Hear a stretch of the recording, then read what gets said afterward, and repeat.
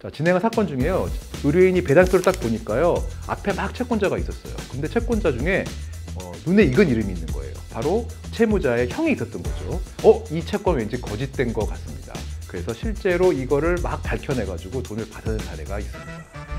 안녕하세요. 유돈로우 채널의 김유돈 변호사입니다. 자, 이번 영상에서는요, 좀 생소한 배당 이의소에 대해서 이야기해 보고자 합니다.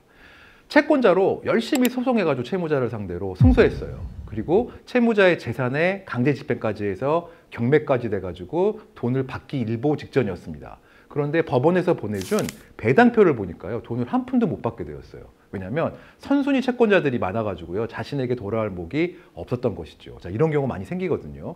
하지만 이때 법원의 배당표를 그냥 인정하면 안 됩니다. 배당표를 보고 조금이라도 이상한 점이 있다면요, 배당기일에 가서 바로 이의를 제기해야 되고요. 이 배당 이의를 한 다음에 소송을 제기해야 돼요. 자, 진행한 사건 중에요. 의뢰인이 배당표를 딱 보니까요. 앞에 막 채권자가 있었어요. 근데 채권자 중에 눈에 익은 이름이 있는 거예요. 바로 채무자의 형이 있었던 거죠. 이 채권 왠지 거짓된 것 같습니다. 그래서 실제로 이거를 막 밝혀내가지고 돈을 받아낸 사례가 있습니다. 채권자들 사이에서 이렇게 배당금이 잘못 나눠진 경우에 제기하는 소송이 바로 배당이의의 소위입니다.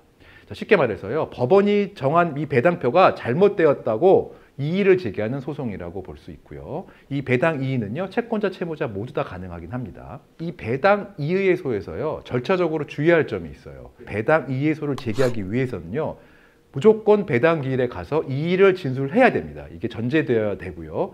이의를 제기한 날로부터 7일 이내에 소송을 제기됩니다.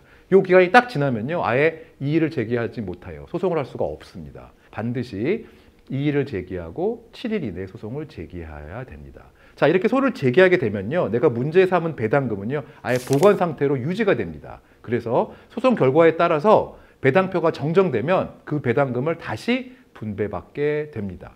자, 중요한 게 뭐냐면요, 이 배당이의 소송은요, 이기면 무조건 돈을 받을 수가 있어요. 많은 소송이요, 이기고도 채무자가 돈이 없어서 돈을 못 받는 경우가 많거든요. 하지만 배당이의소는 승소만 하면 확실히 돈을 받을 수 있기 때문에 소송의 실익이 높습니다. 실제로 실무에서 배당이의소를 진행해 보면은요, 많이 나오는 사례가 있어요. 예컨대 첫 번째가 채권, 허위 채권 주장이에요. 실제로 채권이 없는데 배당표에 포함된 경우가 많거든요. 예컨대 선순위 저당권자가 있어서 먼저 자기보다 돈을 빼갔는데 알고 봤더니 이게 허위 채권인 경우 생각보다 많습니다.